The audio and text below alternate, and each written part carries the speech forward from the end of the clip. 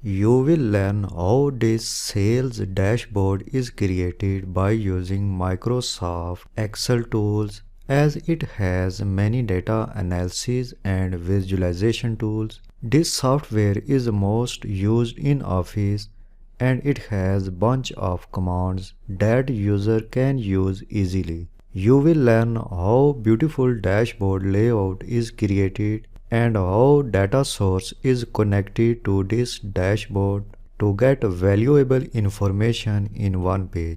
You will also learn how to add and format charts in an Excel spreadsheet and how text boxes are added and formatted in an Excel spreadsheet.